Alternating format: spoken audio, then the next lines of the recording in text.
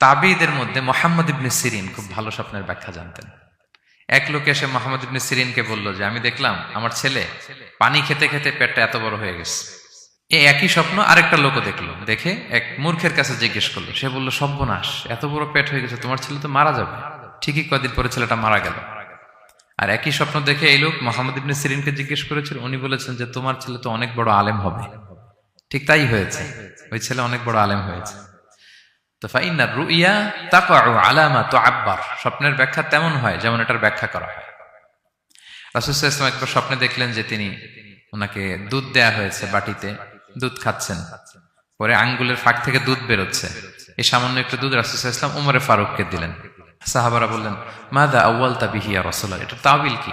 তখন বললেন, আউয়ালতু বিহি আল ইলম, এটা দিয়ে আমি জ্ঞান বুঝিয়েছি, মানে উমরে ফারুকের আল্লাহ তাআলা অনেক জ্ঞান দিবে। স্বপ্নে কেউ দুধ খাচ্ছেন, এটা আপনার জ্ঞানের প্রতীক। রাসূল সাল্লাল্লাহু আলাইহি ওয়াসাল্লাম স্বপ্নে দেখলেন লোকজন দাঁড়ানো, কারো গায়ের জামা এতটুকু, কারো এতটুকু, কারো হাঁটু পর্যন্ত, আর উমরে ফারুক জামা একেবারে টেনে হিচড়ে যাচ্ছে। তো সাহাবারা বললেন, মাযা আউয়ালতু বিহি ইয়া রাসূলুল্লাহ, এই স্বপ্নের তাওয়িল কি, ব্যাখ্যা কি? রাসূল সাল্লাল্লাহু আলাইহি ওয়াসাল্লাম বললেন, আউয়ালতু বিহি আদ-দীন আত-তাকওয়া, এটা দ্বারা আমি দিনদারি বুঝিয়েছি, মানে উমরে ফারুকের দিনদারি অনেক বেশি। স্বপ্নে কেউ ছোট জামা দেখলে তার দিনদারি কমতেছে, এটার একটা আলামত। তো এই জন্য হুট করে স্বপ্নের কথা কাউকে শেয়ার করতে নেই। রাসূল সাল্লাল্লাহু আলাইহি ওয়াসাল্লাম ফজরের সালাতের পরে মসজিদে নববীতে সালাম ফিরিয়ে সাহাবাদের দিকে মুখ ফিরিয়ে বসতেন, তাসবিহ পড়তেন, এরপর জিজ্ঞেস করতেন, হাল রাআ আহাদুম মিনকুম আল বারিহাতা রুইয়া, গত রাতে কেউ কোনো স্বপ্ন টপ্ন দেখেছে নাকি? তো তখন সাহাবারা এই স্বপ্ন বলতেন, রাসূল সাল্লাল্লাহু আলাইহি ওয়াসাল্লাম ব্যাখ্যা করতেন। সুবহানাল্লাহ, কত সৌভাগ্যবান ছিলেন তারা। তাহলে স্বপ্ন বলা যাবে নাকি কাউকে?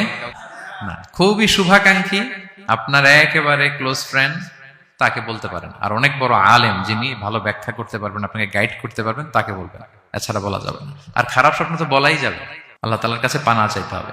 তাহলে ঘুমিয়ে ঘুমিয়ে যেটা দেখি এটা কারোর কাছে বলা যাবে না। আর যেটা পাওয়ার আকাঙ্ক্ষা মানুষকে ঘুমাতে দেয় না, ওইটাও একটা স্বপ্ন। বলে না যে আমার জীবনের স্বপ্ন আমি এটা করব, এটাও স্বপ্ন। এই ভিশনও শেয়ার করা যাবে না কারোর সাথে। আপনারা তো ব্যবসায়ী মানুষ, টিপস শিখাই দেয় কিছু। বিশাল বড় একটা কিছু প্রজেক্ট নিছেন, শুরু করার আগে আপনি বলে ফেলছেন, শেষ, আর এটা হবে না। দেখবেন যে এখান থেকে কনস্পিরেসি, ওইখান থেকে শত্রুতা, ওইদিকে এটা করছে ওইটা করছে, আপনি আর আগাতেই পারবেন না। দুঃখজনক হলেও সত্য, আমরা বাংলাদেশিরা তো এগুলোতে অভ্যস্ত। সবার মধ্যে কম বেশি জেলাসি কাজ করে ন্যাচারালি, আমাদের বাংলাদেশিদের এটা আরো বেশি।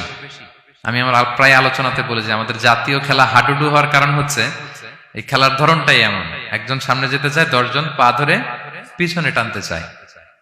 তা আপনি আপনার ভিশন শেয়ার করলে বিপদে পড়ে যাবেন। আপনি প্রপার হোমওয়ার্ক করবেন, গ্রাউন্ড ওয়ার্ক করবেন, কাউন্সিলিং করবেন, প্রজেক্ট দাঁড় করাবেন, লঞ্চিং প্রোগ্রামের দিন সবাইকে জানাবেন। সব রেডি, এবার আর কেউ কিছু করতে পারবেন, এটা দাঁড়ায় গেছে, সব রেডি আমার। লঞ্চিং জাস্ট একটা ফর্মালিটিস, তারপরে আমার কাজ শুরু হবে। কিন্তু আপনি আগেই যদি সবাইকে জানায় ফেলেন, হবে এটা? স্বপ্ন শেয়ার করতে নেই।